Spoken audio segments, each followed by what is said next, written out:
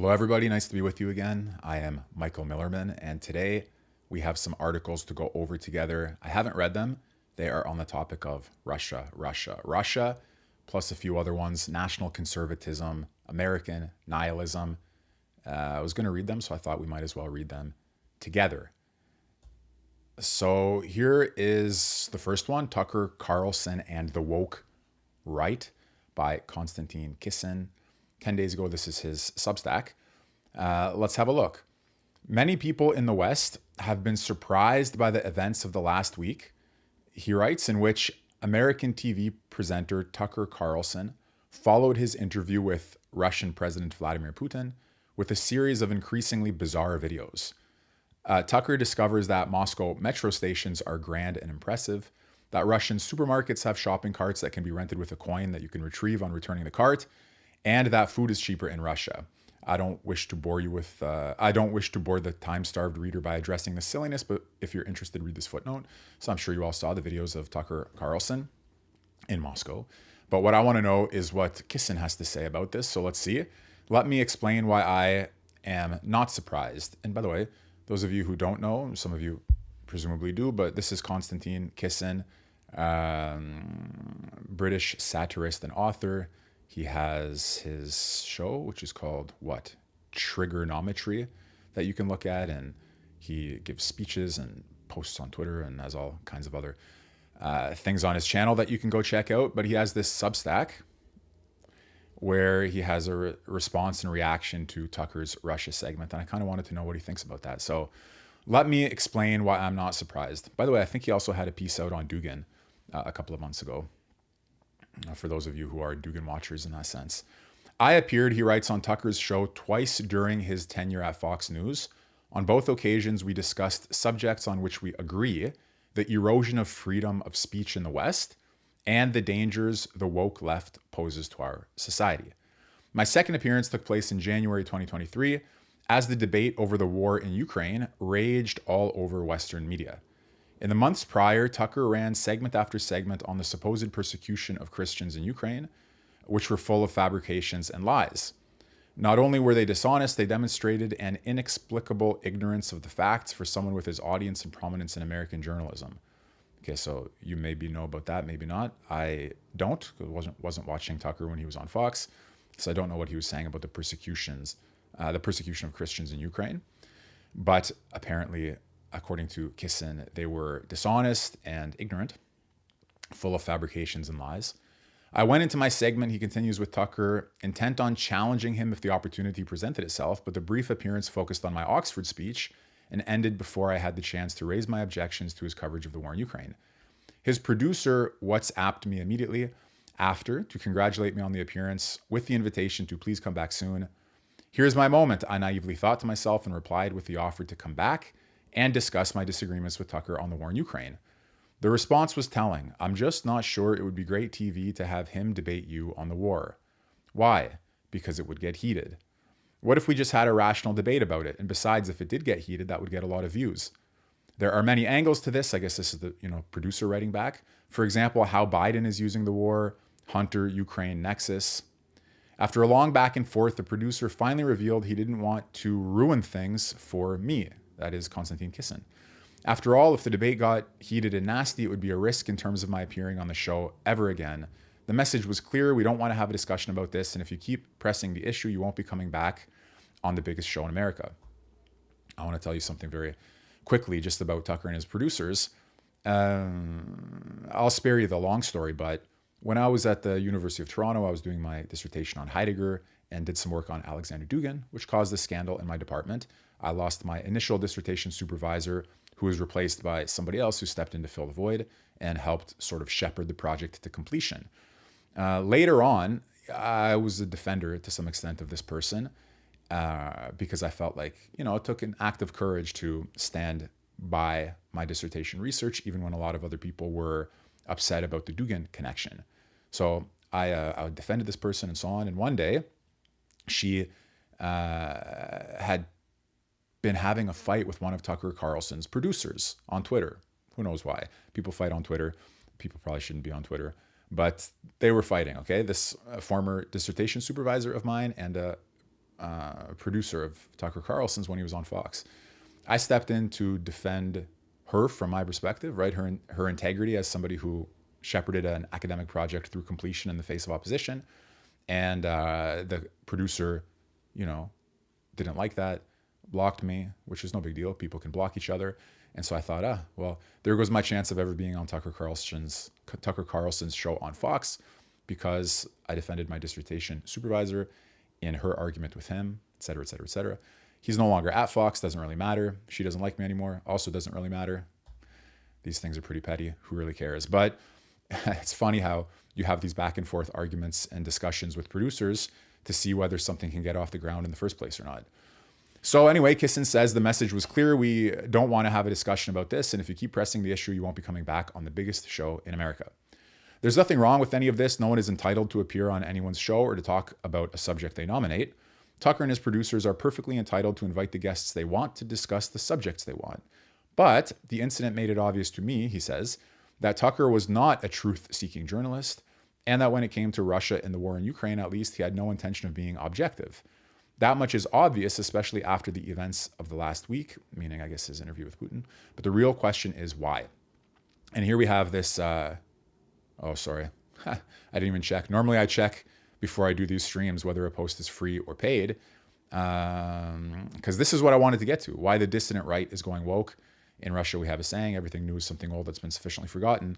So, okay, sorry about that. I'll have to subscribe to Kissen's newsletter so we can do this article another time on the dissident right going woke, their reaction to Putin and Tucker Carlson. Oh, sorry, that's kind of embarrassing. Normally I do check these. So maybe that whet your appetite to subscribe to Kissen's newsletter. I guess I should have paid attention that was a paid post. My bad. No problem. We have other things in the queue. Let me see here. Let's see this one. Let me make sure this whole article is available for us. Yeah. Because I don't like to read things out loud that are behind a paywall, obviously, because that's like cheating. You should subscribe to the people whose work is behind a paywall. But in some cases, the article is publicly available. So, as I say, my bad. Sorry about that. Let's check this one out. Currents of History, Raw Egg Nationalist. Also on the, because I'm interested in this topic of the right's attitude towards Russia. Because sometimes it seems like it goes too far. Sometimes it seems like there's an overlap between the criticism of globalism in America and the criticism of globalism made by certain Russian figures. That's natural enough. I think, I've talked to people about Dugan often, The Great Reset versus The Great Awakening book. There are things here where an American patriot who's in no sense, pro-Russia or pro-Putin could read this book, which is written by Dugan, and say, oh yeah, a lot of these attacks on globalism and on the degenerate ways of certain social movements in the United States are well stated and offer a nice perspective on our position. So there's there are people on the right who are attracted to Russia, sometimes just enough to make the case that they're trying to make for America. Like, for example, about Tucker Carlson, I was watching him on the Glenn Beck show earlier today, in fact, and he said, the reason I went to the supermarkets and the reason I went to the subway stations and the reason I was showing all of these things is not because I love Russia and love Putin, but because I want you to understand when you go back to your crumbling and impoverished and drug-infested American city, ask yourselves, why can't we do it here? So he said the reason he did all of those video montages and so on was to shame the American elites. How come? Fine, Russia's not perfect. That's not the point. But can't you get your own cities in order? Why have you let things fall as far as they have fallen in San Francisco and elsewhere and so on? So that was a good conversation. But, he was accused of being a Putin stooge and a paid agent and all of these sorts of things.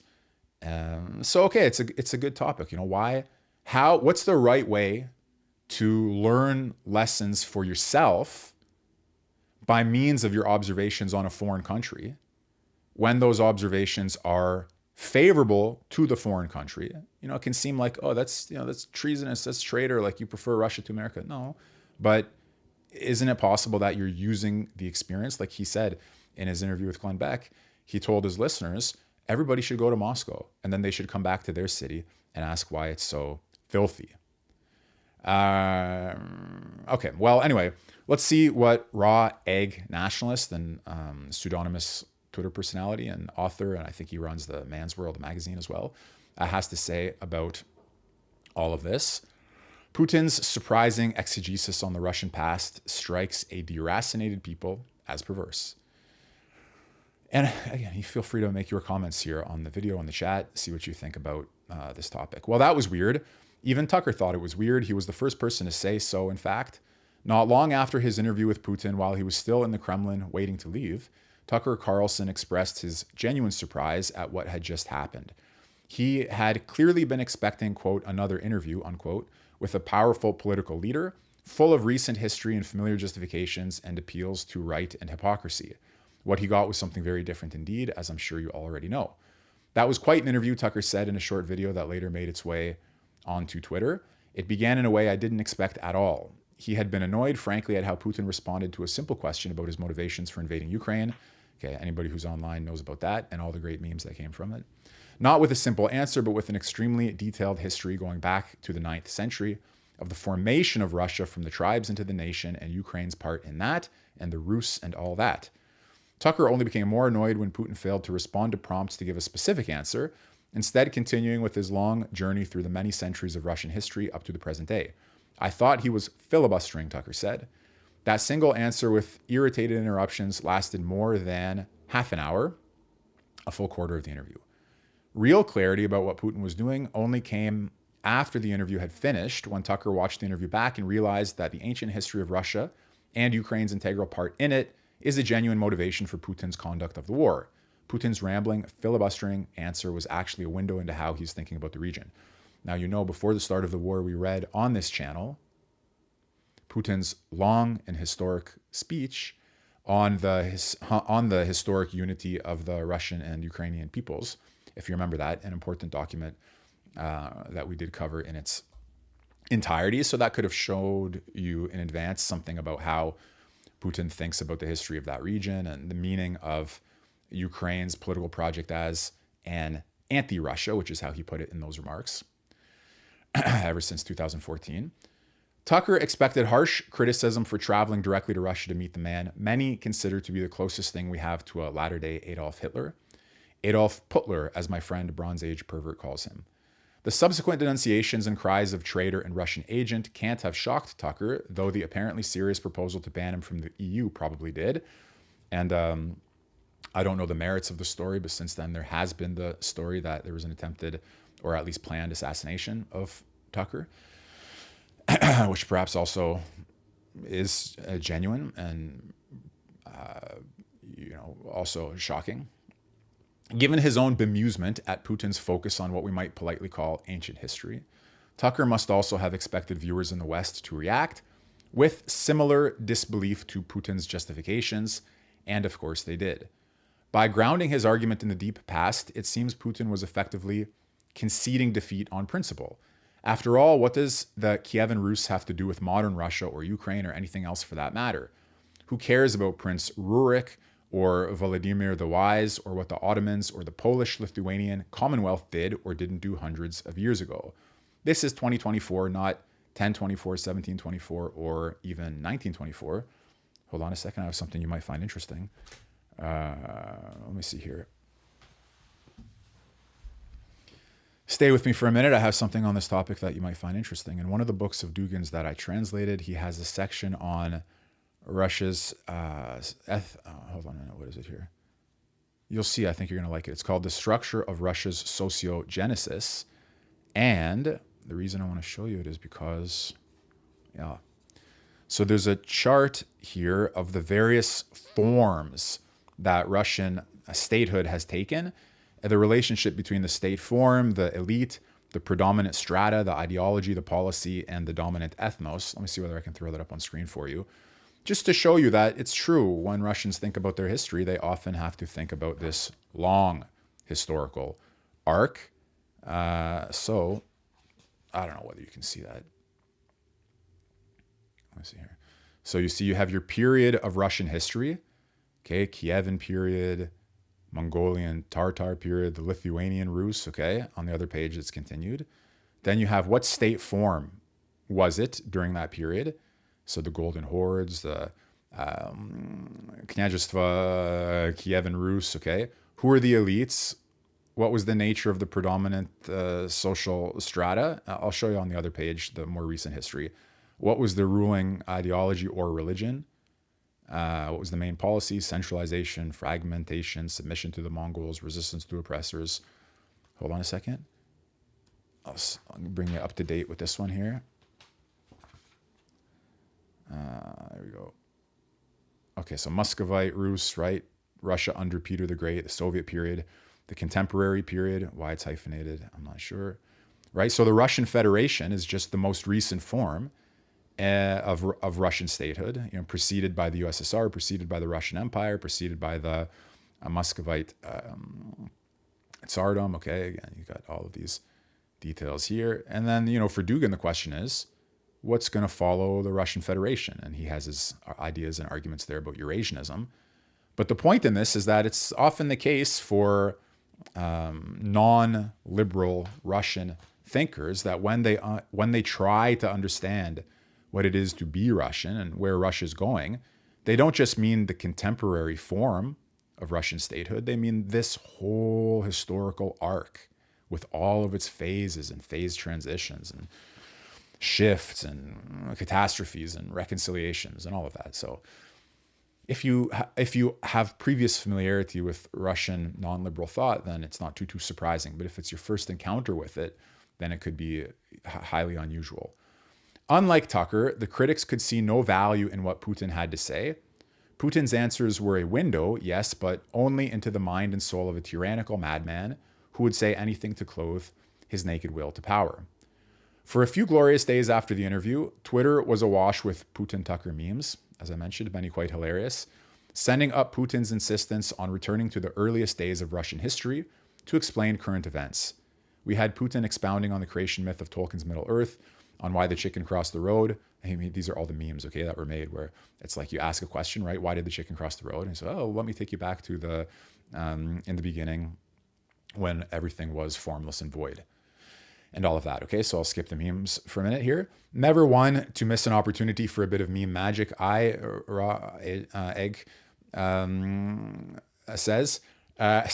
that Putin had also included an excursus on the origins of the lipid heart hypothesis in his long answer to Tucker, and that after the interview, he had phoned Tucker because he had missed out on an important part of his story, the origins of Russian sour porridge at the siege of Belgorod in 987. Okay, but now that the laughter has died down, we ought to recognize that there's a lesson here, and it's not one about the excesses of tyranny. The lesson isn't even about Putin, it's about us.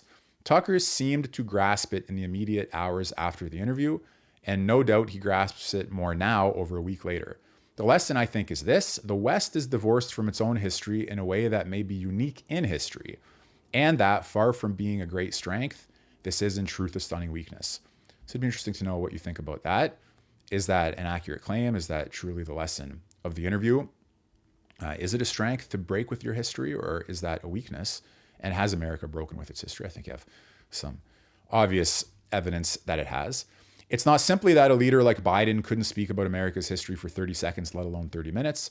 The dementia exacerbated by statins has put paid to any hope of a coherent message leaving the current president's mouth ever again.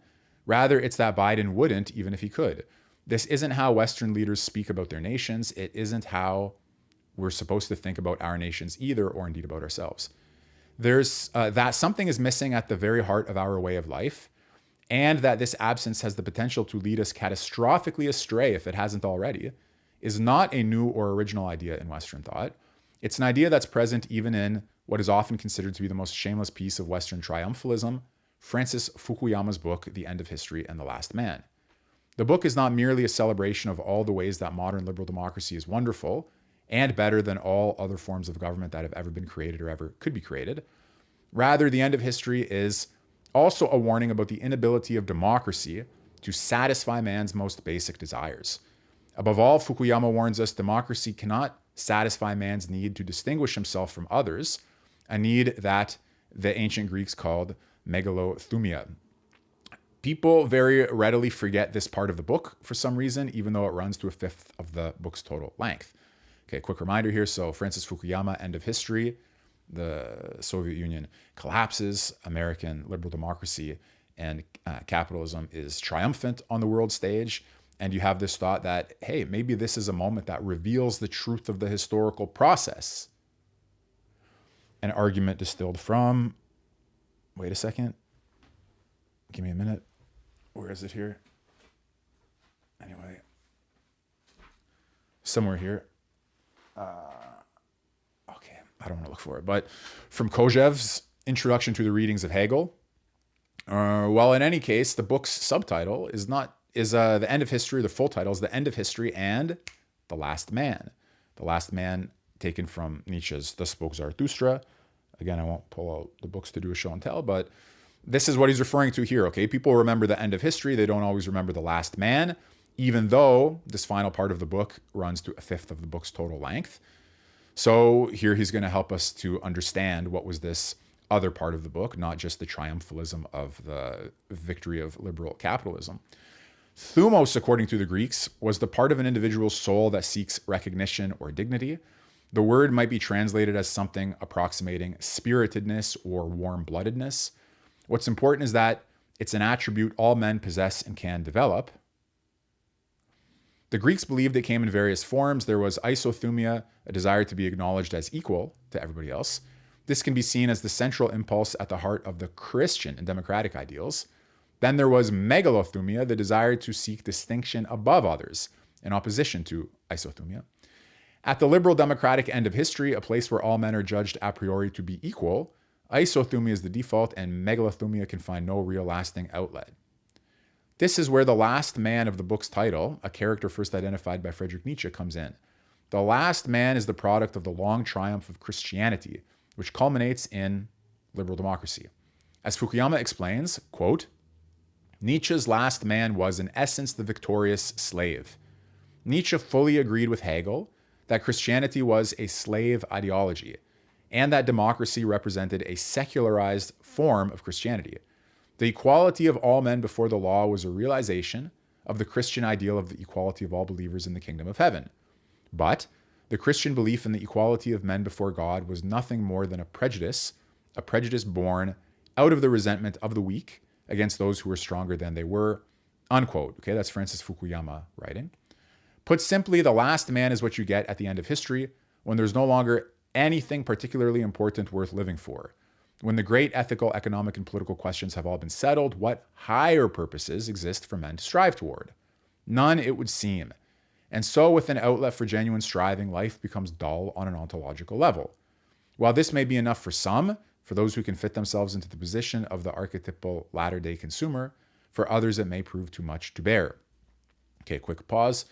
I think you are somewhat familiar with this theme, okay, the crisis of liberal democracy, the crisis of liberal modernity, the idea that it's produced an unbending of the bow, that now all men are just consumers in a world of entertainment, but nobody has an existential depth to them anymore, ontological rootedness to them anymore. And the question is, at what cost did we win our peacefulness? And at what cost did we gain the world? Was it at the cost of our souls?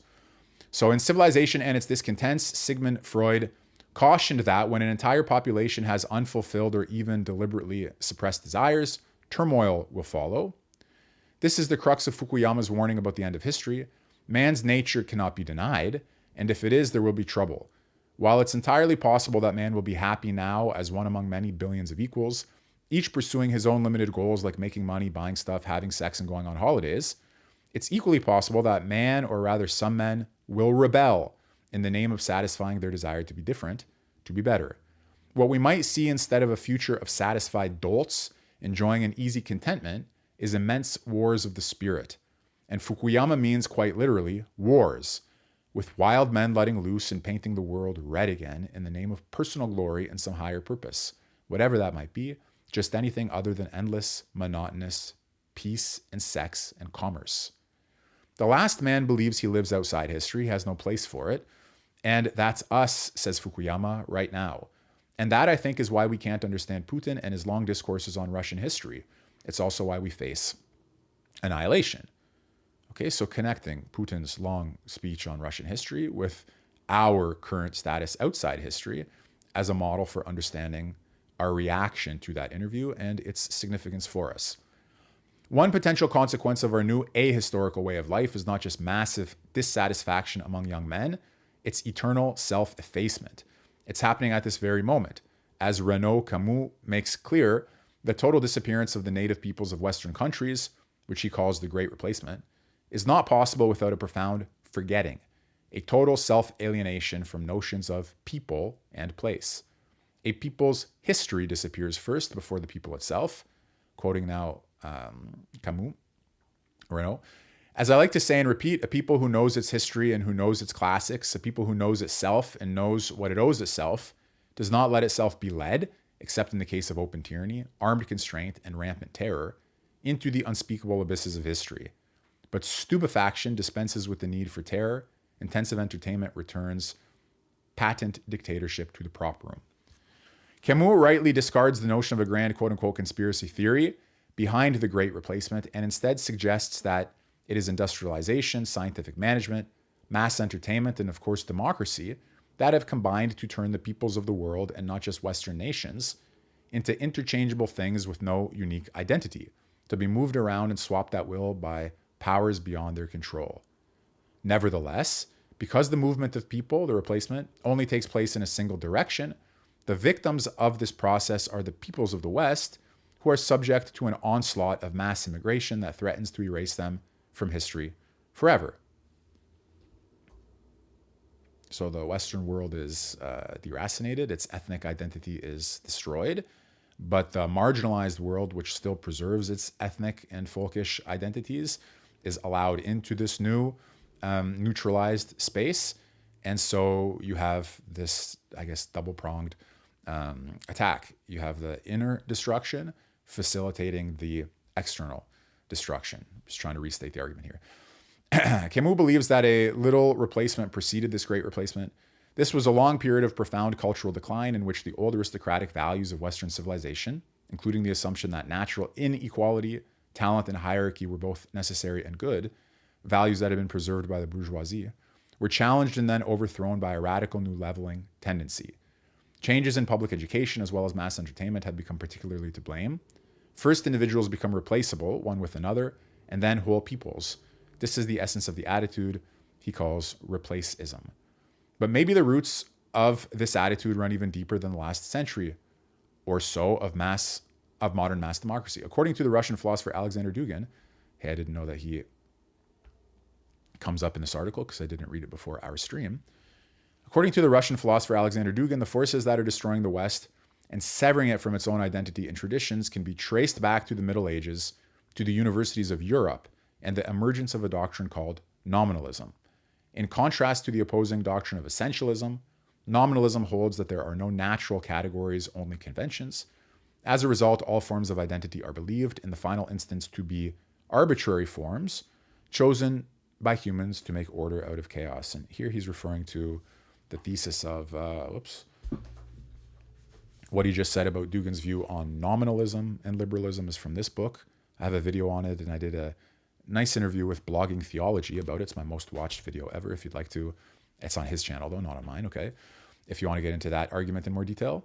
The immediate effects of nominalism's victory in the ivory towers of medieval Europe were pretty mild, although nominalism was briefly banned by the papacy, but in the long run it placed at the heart of Western history a kind of divine liberating impulse, a goal to break the shackles of successive forms of convention rooted in all modes of group identity, religious, ethnic, national, social, economic, gender-based, even species-based identity.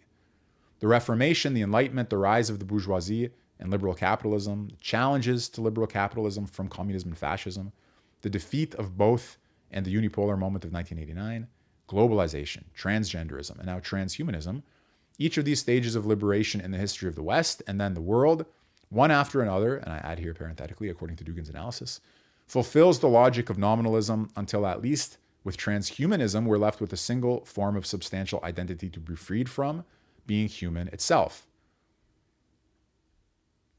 As esoteric as all of this may sound, and as wary as we might wish to be about monocausal explanations, these accounts, which are so similar in many important ways, alert us to the obvious fact that the causes of the deep and profound changes that have taken place in the Western world are themselves deep and profound. Okay, I do think that that is an important point. Some people don't like going into philosophy and theory and ideology and abstract, esoteric explanations of the current state of things, but you should do so, because after all, they're deep issues. What is it to be the Western world?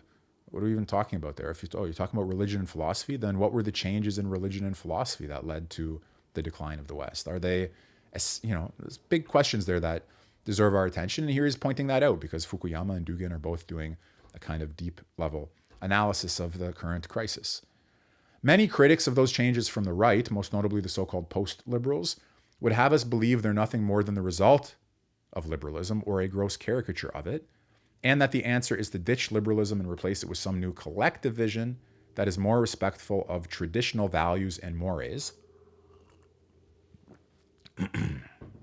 And so, for example, we have Patrick Deneen arguing in favor of a new multiracial working class coalition united by Aristopopulism in books like Why Liberalism Failed and Regime Change. But, Raw Egg Nationalist continues, an Aristopopulist regime change is just the great replacement under another name. It is a rejection of the fundamental history and identity of America, and it relies on the importation of foreign peoples for its plausibility and success. Deneen's vision would not be possible without the massive demographic changes that have taken place in the US since 1965 as a result of the Hart-Celler Act, the Reagan amnesty for illegals, and now the insanity of the Biden administration and its open doors border policy. Post-liberals, he continues, make the grave mistake of thinking that liberalism, social and economic individualism, the truncated nuclear family, social mobility, and the emphasis on freedom of association over ties of blood is somehow an alien imposition, an ideology that has perverted the ways Americans live and think, and that can therefore be thrown off at will.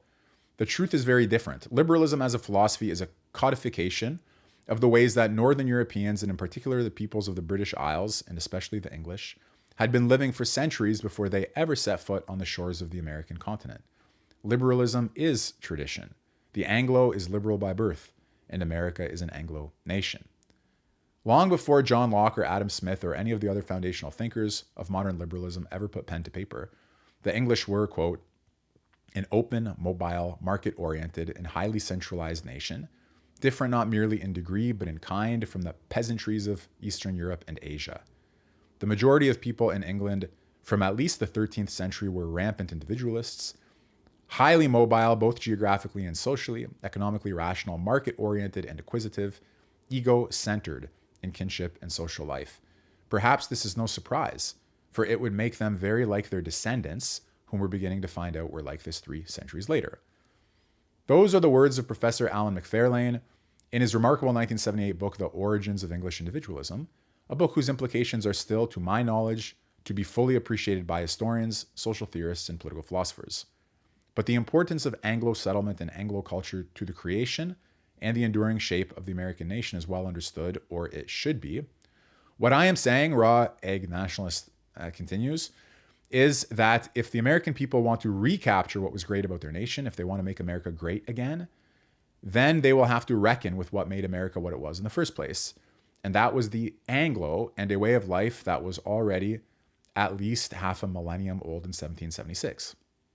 We've come quite a distance from Tucker's interview with Vladimir Putin, but the importance of the issue that it raises, our relationship to history, capital H and small, should now be clear, I hope. Putin believes that Russia is fighting for its very life because it's fighting for its history, and a nation is nothing without its history. We in the West, by contrast, believe we and our proxy Ukraine are also fighting for our lives, for the right to be free from history. Both can't be right. Okay, that's a nice conclusion. What do you think about that? Russia fighting for its very life because it's fighting for its history, and we are fighting for the right to be free from history. But to some extent, as he said, the right to be free from history is a part of our history if our history is a history of liberation from collective forms of identity. So it's a self-undermining history that culminates in the desire to be free from itself. It's complicated. Well, I hope you enjoyed that. That was Currents of History, Raw Egg Nationalist, published at AmericanMind.org, a publication of the Claremont Institute. So you should definitely check out Raw Egg Nationalist and The American Mind, AmericanMind.org. Okay, I did have some other articles up here. Let me see. I don't know. I don't have my chat window open. Is anybody there? Let's see. Wait a minute.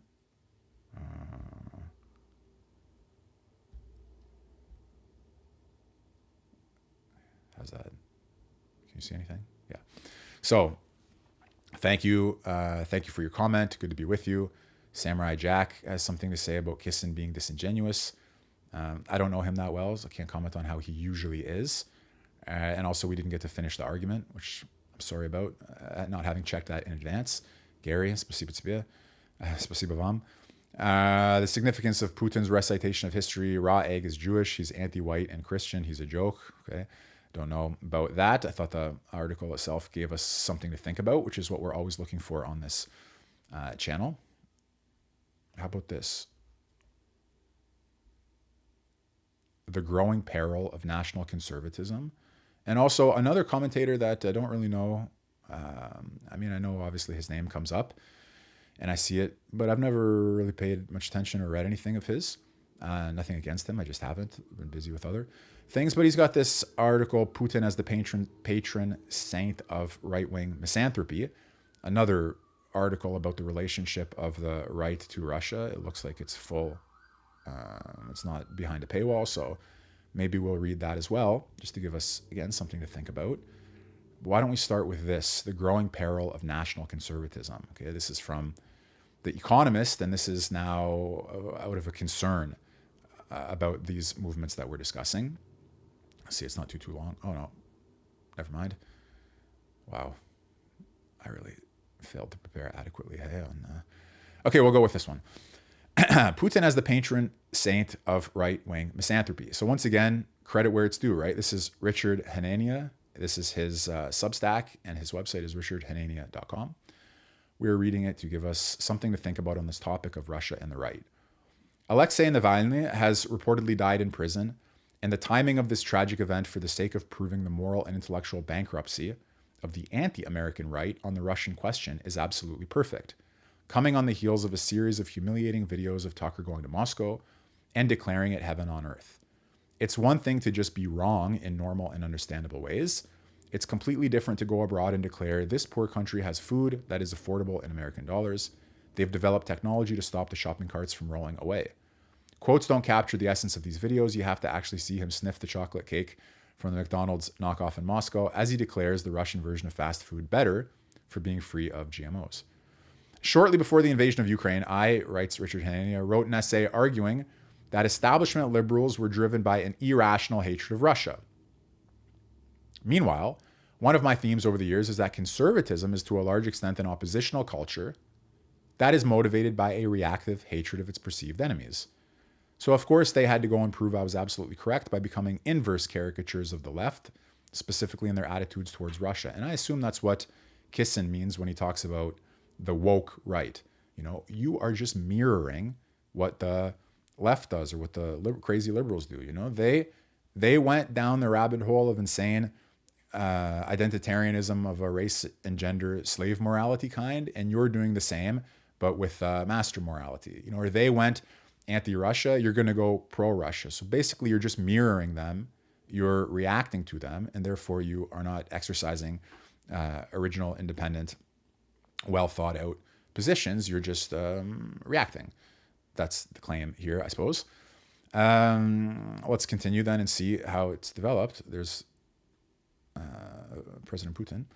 It's easy to dismiss this as simple hatred for their own society born from alienation, but I think something deeper and in a sense more logical is going on. The market skeptical right likes to mock line goes up ideology. It discounts GDP and corruption indexes and thinks that things like patriotism, a public acceptance of Christianity, well-defined roles for men and women, low tolerance for social deviancy, and a rejection of LGBT are actually much more important.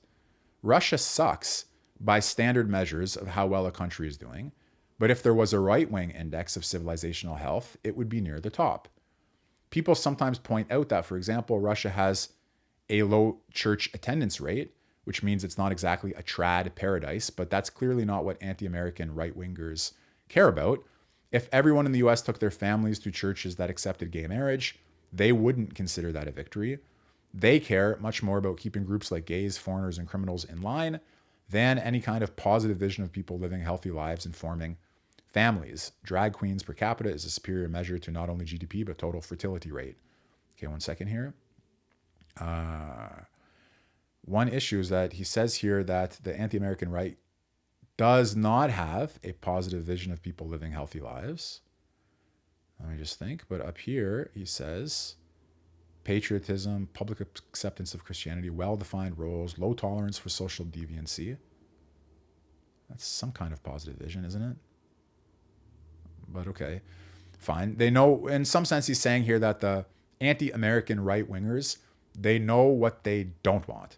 They don't want LGBT rule. They don't want social deviance. They don't want rejection, apparently, of Christianity. They don't want anti-patriotism. They don't want men and women's sports and women and men's sports and confusion about all of that and being forced to take positions with which you don't agree. Let's see. These aesthetic preferences, like left economic planning, run into the hard realities of human nature. People flee to countries where GDP goes up, even if the number of drag queens is increasing at a faster rate. The anti-American right's true enemy is therefore their fellow humans and what they want. This is naturally consistent with their growing hostility to democracy more generally.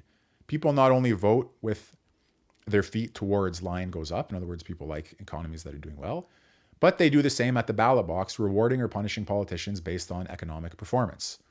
Okay, so it's the economy. Market choices, political freedom, and freedom of migration must therefore all be restricted for this anti-American right. Anything that allows human agency will naturally progress towards liberalism. The strong man like Putin is your only option, and if he launches a destructive war with casualties that run well into the six figures, that's at most a minor concern. Just a quick point here. I was watching Tucker Carlson on Glenn Beck, because again, I was doing some background research on the reaction to Tucker's interview, and one of the things he said was, hold on.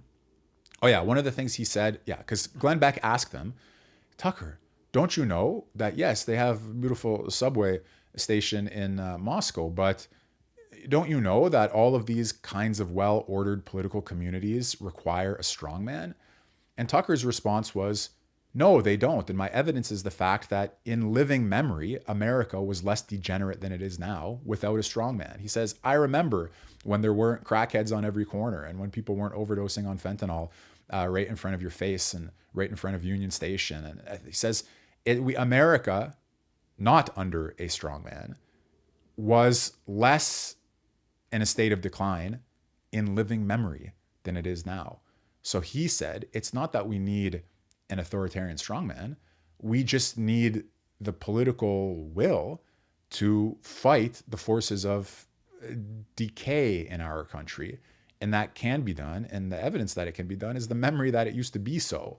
That's what Tucker said. So that's just to connect up with this claim that you need a strongman. So the strongman like Putin is your only option, according to Hanania's characterization of this position. And if he launches a destructive war with casualties that run well into the six figures, that's at most a minor concern. Understanding right-wing anti-Americanism as misanthropic, I think, explains a mystery few people have noticed, which is that many in this camp cheered on the 2021 coup in Myanmar. They, of course, knew nothing about the country, and those who do universally find little to admire in its military, but simply had a preference for anything that restricts freedom and angers the State Department. By the way, just another follow-up on what I was saying a minute ago. In some sense, Tucker does not regard himself as anti-American. That's extremely clear, at the very least, from his interview with Glenn Beck. But there may be right-wingers who do consider themselves anti-American. And you can also have two interpretations of what it means to be anti-American. You can be against the current American regime, where you define America as its current regime, or you could be anti-American in the sense that regardless of what regime it has, there's some people who are like that. They don't care who rules it. They just don't like it. One might notice a bit of a contradiction. Hanania continues, in Tucker's trip to Moscow, as on his visit to the supermarket, he declared that Russian groceries were so affordable that it made you wonder whether ideology even matters. Trying to find logical coherence here is a mistake, as at other times he has said that principles like free speech are actually what is most important. What I think these kinds of blatant inconsistencies show is a lack of self-awareness. An anti-market and anti-American right that was open about its misanthropy would be able to freely admit that it cares about its aesthetic preferences more than anything, human freedom and living standards be damned. But they don't want to bite that bullet, so need to pretend that Russia's superior culture actually also creates a higher standard of living for its people. Okay, this is interesting in the sense that you could imagine somebody openly saying, yes, I would rather we have more beauty and less money. And somebody else saying, I would rather we have more money and less beauty. And the confusion that Hanania is pointing to as a possibility here is where you mask, you say, instead of coming out openly and just saying they're beautiful and we're ugly, which I think Carlson has said on other occasions, you also justify the superiority of the culture under the idea of a high living standard, which maybe isn't actually right. So, okay, there's a jumble there between the aesthetic and the economic, and which should have priority in our assessment of our own country and of other countries.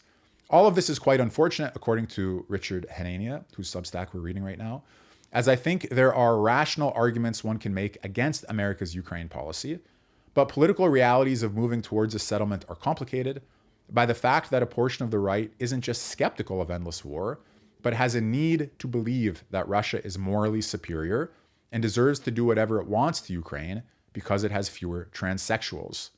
There's a difference between wanting to work towards a peace agreement and cheering for victory for Russia, cheering for Russian victory. A large part of the conservative movement is now in the latter camp, which is why it is more likely to demand a simple cutting of aid rather than a more focused package as part of a broader plan that takes into account political realities and tries to ensure that at the very least, Ukraine can negotiate from a position of strength. When anti-war and pro-Putin sentiments are increasingly indistinguishable, the case for an open-ended commitment to Ukraine as the only realistic path forward only becomes stronger. Okay, interesting. I wouldn't say that I was expecting that conclusion, but let's just review. Okay, let's review the conclusion in the paper quickly. When anti-war and pro-Putin sentiments are increasingly indistinguishable, so it's not just we're against the war in Ukraine, we want Putin to win, characterizing those that Hanania is talking about. In that case, you should have an open-ended commitment to Ukraine. You should be giving them blank checks and as much support as you can. That's the only realistic path forward. Because if you don't, then you're allowing Putin's victory to embolden the anti-American right and the anti-market and anti-American right. So yeah, it's interesting. We'd have to disambiguate, and maybe it's not so easy. Those people, like take Carlson, right? This article is framed in part by Carlson. Fair enough, right? That was a big event. But you couldn't call Tucker Carlson anti-American, could you? I mean, I find that not really an easy thing to do, okay? And in what sense is Tucker Carlson anti-American? Again, listen to his interview with Glenn Beck and just see whether that's true or not. It's fair to point out that somebody has a contradiction in his thought, or that there's some lack of clarity, or as he also put it, what else did he say here? Hold on. Well, that you've mixed up some issues. That's natural enough. That happens to all of us when we think about politics. That's why Plato characterized politics as the realm of the cave, where people have some aspect of the truth, but only very partially. And therefore, we can work through people's political opinions to try to get closer to the truth. So it's totally fine for people to have some inner contradictions and incoherence. Politics is not where you would expect there to be perfect coherence. It's not math. But anyway, that's that article by Richard Hanania, Putin as the patron saint of right-wing misanthropy. Now, it's interesting, too. The title here is about misanthropy, whereas the argument is about anti-Americanism. And those two things are not necessarily equivalent, are they? Unless you think that America alone is the, you know what I mean? That America and the way that it's been characterized here, free market, capitalism and so on, that represents man's true nature and man's good life, right? So there's a link here between anti-Americanism and misanthropy implied in the article. All right, that was interesting. So that was Hanania. Previously, we had this raw egg nationalist from AmericanMind.org. Okay, guys, I read these articles because I'm interested in them, and I like to share them with you, and they're publicly available. And if you enjoy it, I'd like it if you would subscribe to this channel and also go to those places and read what they write that I don't read on the channel, okay? American Mind, First Things yesterday, these various people's Substacks. Everybody's doing their best to give us something good to think about. Okay, I have one more article queued up. I don't see why we couldn't go over it. Let me make sure it's not behind a paywall. This one's in the American Conservative. Again, I haven't read it. French bestseller, US is a nihilist empire. But before I go there, I want to take a little coffee break and I want to put your comments back up on screen here. So where did we leave off? Let me go back up here. Roshad asks, any publications I recommend that you subscribe to? I'm not going to recommend anything, but as I read the articles and I tell you where they're from, you may find that you like to see what else they're publishing. You know, I've read from Tablet Mag, from American Conservative, from European Conservative, from First Things, from these various people's Substacks recently, from The Economist, from Time Magazine. So just check out what you like and subscribe. There's one site that I check from time to time. I will show you. If I need a quick idea for an article, I may have a look at this site, which is Arts and Letters Daily, aldaily.com, Arts and Letters Daily, because the way they're organized is that every day, like here's Tuesday, February 27th, that's today. Every day they have 3 recommendations, an article, a book review, and an opinion piece. Okay, so sometimes I take a quick look at that and see, oh, is there a topic that I wouldn't mind doing on the live stream, or this one, you know, about philosophy and self-help over on your right in the middle of the page. Okay, so you might want to look at aldaily.com. But yeah, otherwise, if there's something that I'm talking about that you like, then check that place out and subscribe to it. I'll go back here. Eric was asking who wrote that. I think I've stated everything that I've been reading. So hopefully, Eric, I don't know exactly what you're referring to, but the articles I read, I've now told you what they were. Family values are racist. Writes G-Nice. It's almost like people who are proud of their country and history wanting things to be nice. Yes, Looking Glass says Hanania is a joke, a desperate striver who wants a pat on the head from the New York Times. Okay, I don't know.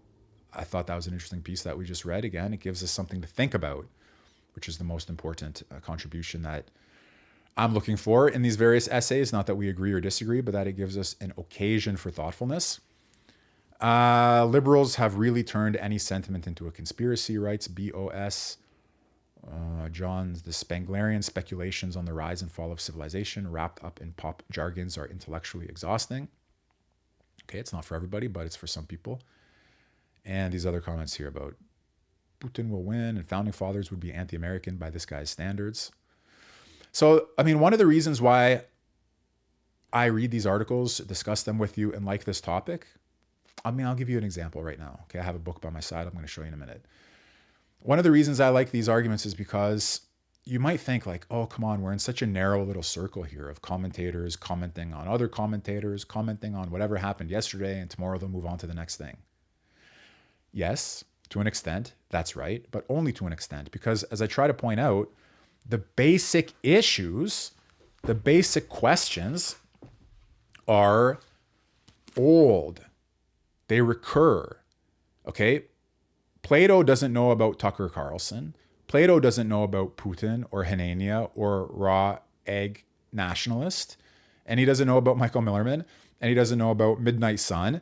And yet when Plato's writing in his laws, as I often mention, you know, I'm doing a course on this and I've taught it before and I've read it and I recommend that you find some time in your life to read it.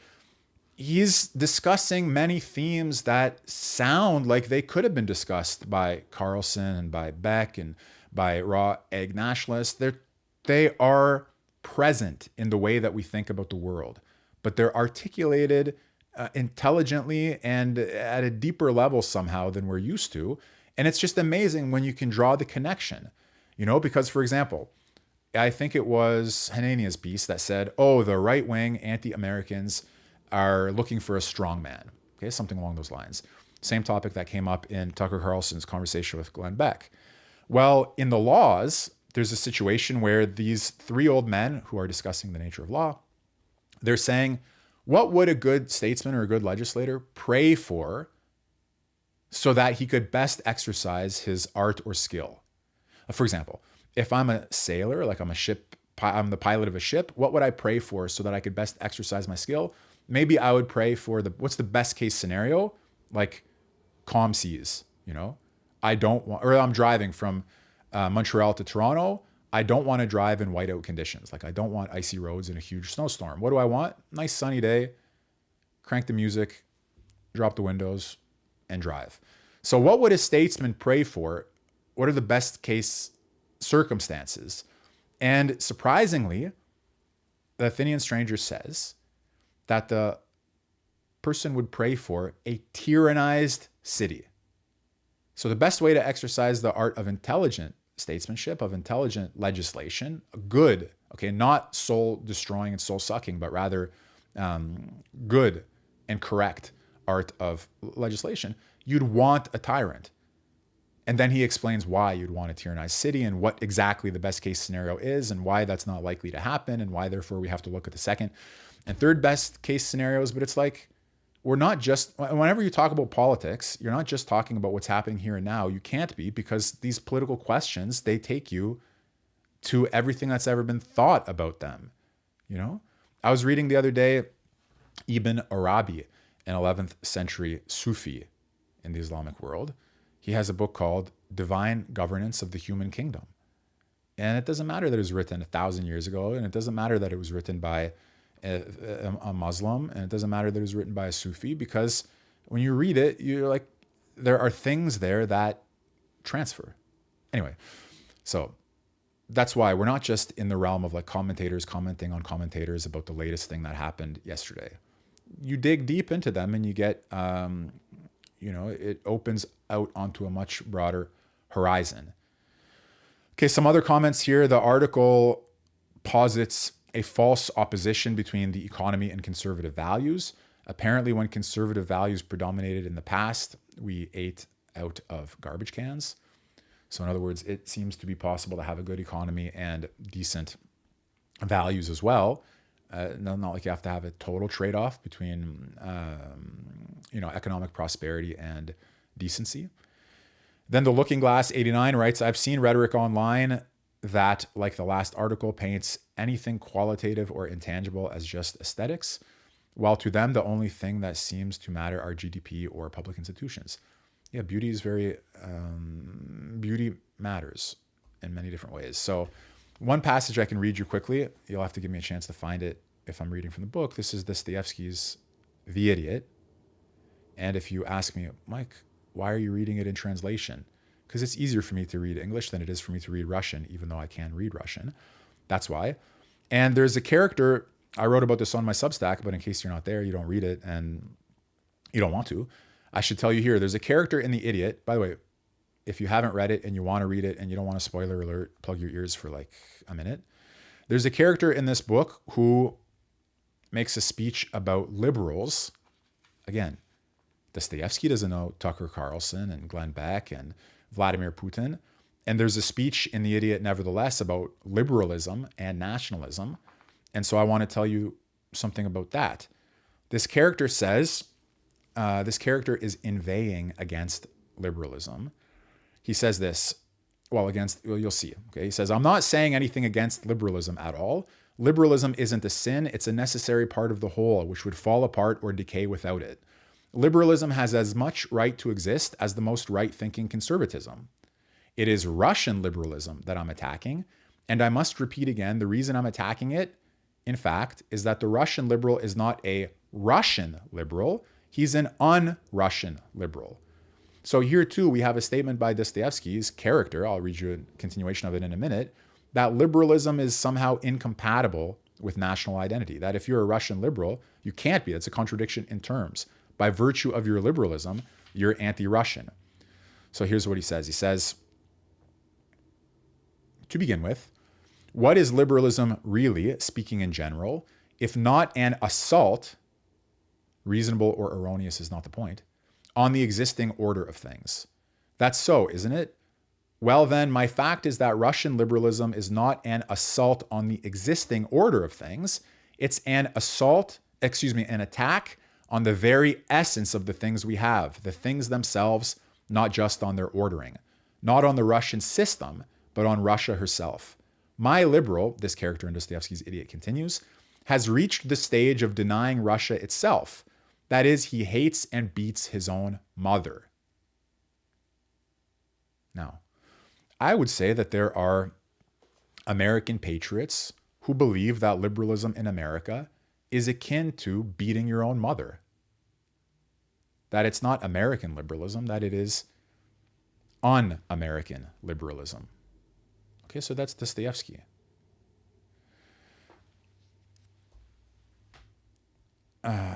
Okay. All right, one more article and then we'll stop for the day, I think. We'll move on to the other things that we have, each of us to do. This is the American conservative French bestseller, U.S. is a Nihilist Empire. Let me just ask, those of you who are enjoying this, thank you for being here. It's nice to spend time together with you. If you like and comment and share, it helps my videos to be discovered on YouTube, which is good because the more the channel grows, the more encouraged I am to do these videos and have these conversations with you. Also, millermanschool.substack.com if you want to read my writing, millermanschool.com if you want to look at my courses. There will be a pop-up about a newsletter that I put out with discounts and offers and updates. It would be great if you'd subscribe to that. In short, put yourself into the system one way or another, or at least make it easier for others to find this channel if you like it. Okay, because when things are growing, everybody's happy. And when they're not, you wonder, what's it all for? So this is now French bestseller, U.S. is a Nihilist Empire. Questioning the pro-American Western Orthodoxy is selling books in the Hexagon. Written by Scott McConnell, February 7th, 2024. Let's go. French politics seem to be bubbling with farmers' revolts and cabinet shakeups. Marine Le Pen's populist National Rally Party polls well. Sporadic riots emanating from the suburbs are a new norm. Yet low violence turmoil is a kind of perennial in France, and the safer bet nearly always is that nothing dramatic will change on the domestic political front. Intellectual currents may be more important. France is the first major European country, after Hungary at least, to begin to acknowledge that the Ukraine war has turned into a major catastrophe for the West. President Macron still sings from the hymnal of Ukraine's solidarity, and the major voices of the center, left, and right still support unconditional aid to Ukraine. But cracks in the consensus are widening. Last year, the most talked about novel in France was L'Image du Kremlin, written by an Italian from the point of view of a Putin advisor. By the way, someone mentioned to me that this book was about fictionalized Dugan. Is that true? Written by an Italian from the point of view of a Putin advisor. Ukraine hawks hated it, Russophiles loved it, and it became a bestseller, which nearly won the nation's most prestigious literary prize. Now, it kind of makes you want to read it, doesn't it? Now, a Frenchman, the veteran and well-established social scientist Emanuel Todd, has, in an ambitious lamentation of American global leadership, taken the novel's "let's not demonize Putin" sentiment to another level. At this writing, his The Defeat of the West has been at or near the top of French bestseller lists for 4 weeks. Todd has had a large French readership since the first book, written in 1976, when he was a graduate student studying European peasant communities. Since his first book predicted the collapse of the Soviet Union. Michael Lind, in his preface to the English version of After the Empire, a coruscating critique of America's imperial world role, written as Washington was plunging into the Iraq War, places Todd in the tradition of the great Raymond Aron as an enlightened, liberal, and empirically grounded skeptic. This is not quite precise. Todd is both more polemical and, if not dogmatically so, more left-wing than Aron. Yet he shares with him a healthy respect for social science data, deploying them here to undermine the West's most widely circulated and least challenged political narratives. Okay, so hold on. We're learning about this author. Maybe you already know about him. I don't. Todd. And we're learning about his book, The Defeat of the West, which I guess is at or near the top of the French bestseller list. And we want to see what we can learn about that. So that book opens with a recitation of the surprises to emerge from the Ukraine war, the hawkishness of Great Britain, the failure of France and Germany to stand up for their own diplomatic and economic interests, the effectiveness and will to fight of the Ukrainian military are singled out, but several others are particularly important and serve as major themes of Todd's book. First, the Russian economy has successfully withstood the fierce American and Western financial sanctions. Widely expected to bring Russia to its knees, the sanctions proved something of a paper tiger. Secondly, by last summer, it had become clear that the US and the West lacked capacity to supply Ukraine with sufficient artillery shells. The West, led by Washington as the self-proclaimed arsenal of democracy, fortified apparently with 30 times the total income of Russia, was falling short of Moscow and its ragtag allies. This raised the question of how much the political economy of the neoliberal world was, as Todd suggests, phony. Third, and perhaps most significantly, was the revelation of the West's ideological self-isolation as the Ukraine proxy war has ground on.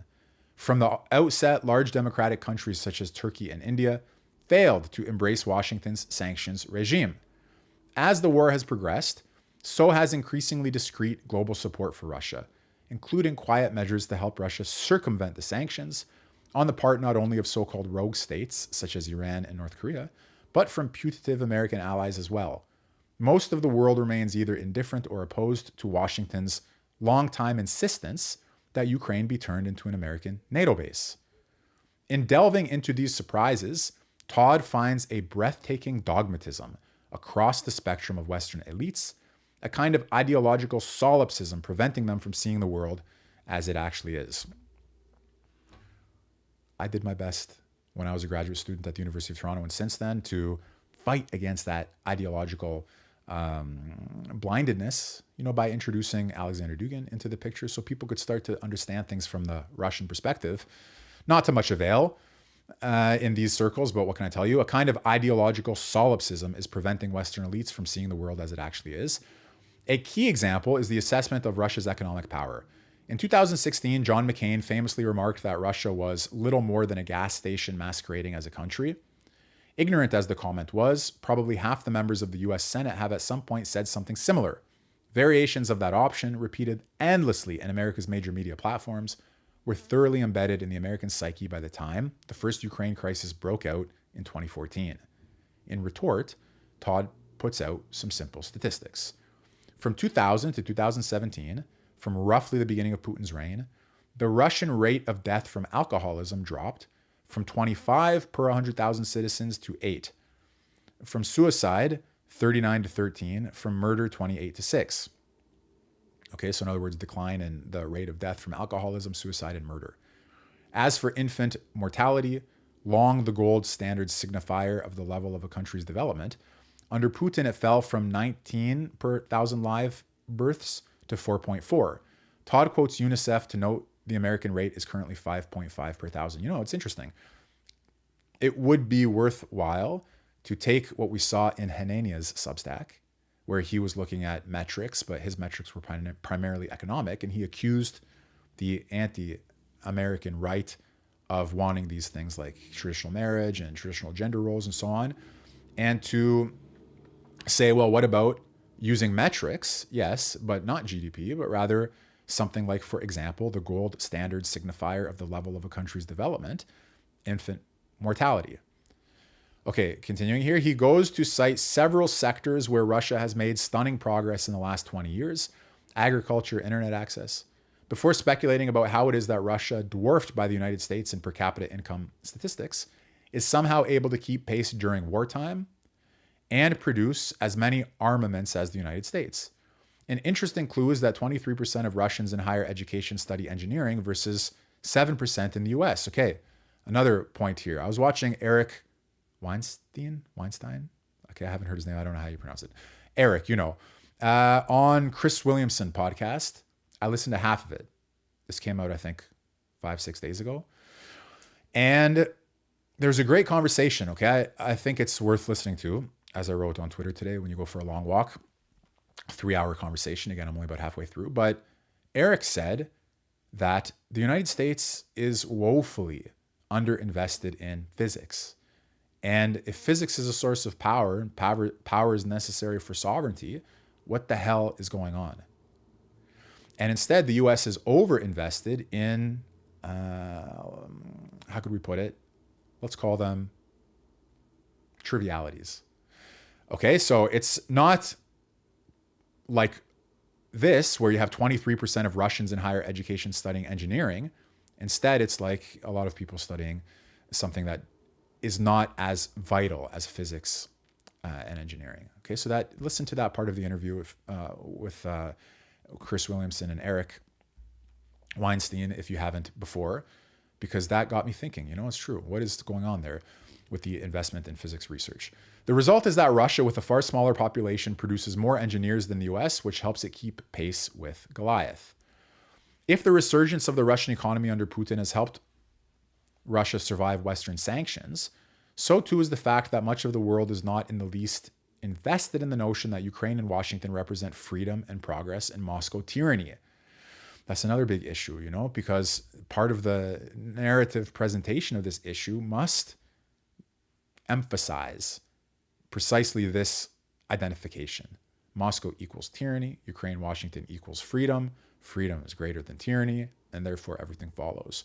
So, that's so simplistic, and yet it's a pretty good rubric for seeing how many commentators walk through this issue. One major argument Todd makes is that the Washington-led West simply has no clue as to how much of the world rejects the value system of contemporary globalist neoliberalism. Well, if only Washington-led West had studied at Millerman School, where I've made a point of teaching right-wing anti-liberals like Schmidt, Heidegger, Dugan, Strauss, de Maistre, Vandenbroek, then they wouldn't be so clueless.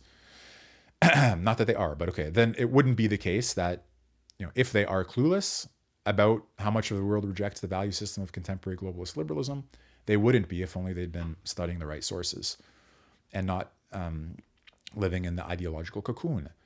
He argues that the economic model enables mass consumption in the West through the outsourcing of factory work to the third world, that this is no longer welcomed by elites of the global South as it was before the 2008 economic crisis. It is not beloved by working class populations in the West either. Courting obvious controversy, who are we talking to here? We are talking about Todd. Yeah, this is the author of that book The Decline of the West. Courting obvious controversy, he points to the LGBTQ revolution, which signaled a definitive end to Christianity as the dominant moral force in the West. Between 2005 and 2015, virtually every nation under American influence legalized gay marriage, and most went further with the normalization and acceleration of transgenderism. Todd seems not particularly conservative on this issue, and in interviews has made clear his preference for quote-unquote equal rights for all, but as an analyst, he is unsparing. He argues that most of the world is strictly patriarchal in family structure, as opposed to the more bilateral or equally influenced by mothers and fathers structures common to the West. This may have made the West more receptive to political liberalism, but it has also given rise to a gender radicalism, which partially explains the quote-unquote indulgence granted Russia by the peoples and governments of Iran, traditionally highly distrustful of Russia, as well as Turkey and Saudi Arabia. Some degree of feminism may have advanced globally, but not in Western form.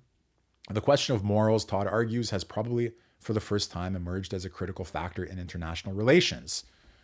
Which is why, guys, I'm not saying this because I want to congratulate myself, but I do want to explain the logic and rationale and let you know if you don't know. I mean, this thought is one of the reasons why I translated Alexander Dugan's piece of writing called Theory of a Multipolar World, to help to understand this element of anti-Western morality at the level of international relations as a critical factor. With arrogant self-assuredness that it incarnates international morality, the West, quote, has not understood that it has become suspect to the larger part of the world, which is patrilineal, homophobic, and in fact opposed to the Western moral revolution. To accuse Russia of being scandalously anti-LGBTQ, he argues, is to play Putin's game. Russia knows that its homophobic and anti-trans policies, far from alienating the rest of the planet, quote, confer on it a considerable soft power, unquote. The revolutionary soft power of Russian communism, which once appealed to large segments of the European working class, quote, has given way to the conservative soft power of the Putin era, unquote. I mean, that is important. You need to have some understanding of that. That doesn't just reduce itself to some sort of, how would you put it? How did he put it earlier? Hold on a second. Yeah. You don't want your vision of the world to be so skewed by ideological self-isolation that you can't take account of something like Russia's considerable new conservative soft power as a critical factor in international relations. That's just not going to cut it, I think, at the level of either theory or practice. Don't you agree? If Todd is personally liberal on these issues, he draws a line at transgenderism. How, he asks, are societies whose core structures are based on the difference between male and female parents, where the difference between men and women is conceptually indispensable, going to accept an ideology where a man can become a woman and vice versa?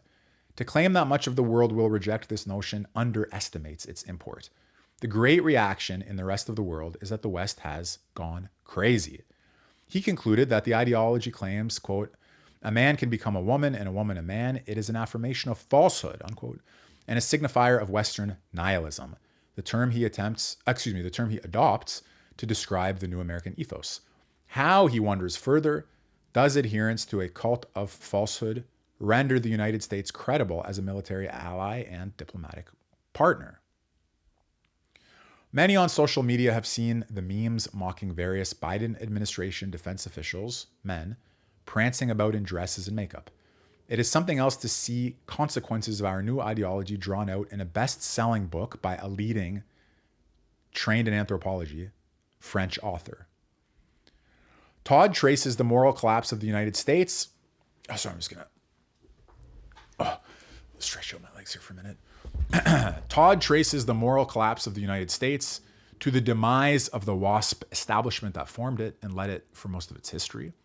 Protestantism shaped America. Todd follows Max Weber in ascribing to it the dynamism of capitalism. For whatever reason, it is gone as a dominant belief system. The new American ruling class, newly ethnically diverse, feels no particular attachment to the American nation or people. This is an argument redolent of the late Christopher Lasch, who near the end of his life concluded that the American upper class had essentially seceded from the American nation. At one point, Todd puzzles over the ethnicity of various key American decision makers in the Ukraine debacle, Victoria Nuland, Anthony Blinken, and seems to throw up his hands in bewilderment. Okay, hold on a second.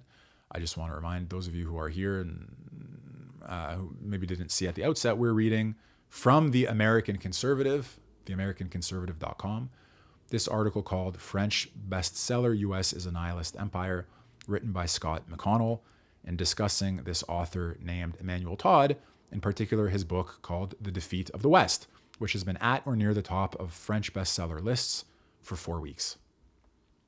Let's go back then to the article.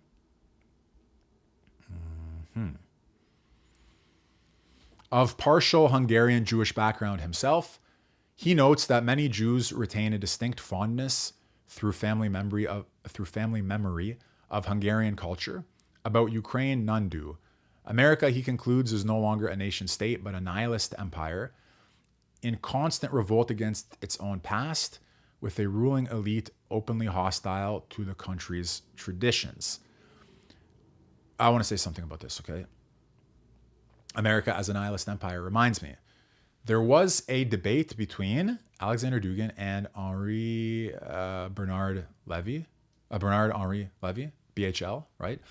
And in that debate, Dugan was referring to the book called The Empire. What was it called? The Empire and the Five Kings.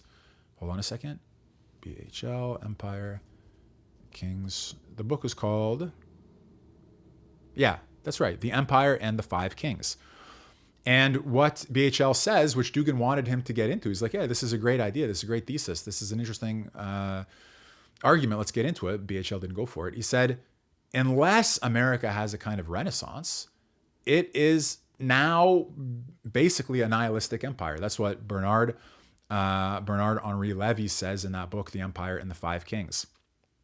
And that was discussed in his debate with Dugan. Okay, here's the book. Well, so this idea of America as a nihilist empire has some currency already in the background of French intellectualism, is what I'm trying to say. For France and the rest of the West, this nihilist empire invites disaster, okay? To follow the way of the American empire is to invite disaster. Many conservative Americans will recognize truths in the diagnosis while believing that the nihilism and the regime of lies, Putin's own term to describe the American empire, remember that when he called it a regime of lies, empire of lies, can be defeated and their country turned around and revived. Todd does not. So this French author does not share the optimism of those who believe that the American empire can be turned away from nihilism. France is more moved by books than the United States or Great Britain, though Todd's challenging work does not mean France will suddenly follow Viktor Orban's lead and seek the reintegration of Russia into the European state system or abandon its alliance with the US. But French politicians read, and one can already see softer versions of Todd's views appearing elsewhere in the French establishment. If a sharply rightward turn in French politics seems not likely a revival of some sort of NATO and America skeptic neo-Gaullism, if a sharply rightward turn in French politics seems not likely, a revival of some sort of NATO and America skeptical neo-Gaullism is easily imaginable. I'm missing a comma there. It should not be unwelcome. Okay, that was Scott McConnell, founding editor of the American Conservative and author of Ex-Neocon, Dispatches from the Post-9/11 Ideological Wars. You can follow him on Twitter, as you see here, at Scott McConnell9. This is a very interesting article, okay? French bestseller, U.S. is a Nihilist Empire, talking about this book by Todd. Does anybody know, is there an English translation of it yet? Is anybody working on an English translation of it? And what about of this book, L'Image du Kremlin? Is there an English translation of that or one in the works? Let's put our money behind it. Let's get some English translations of these books, okay? Translations matter.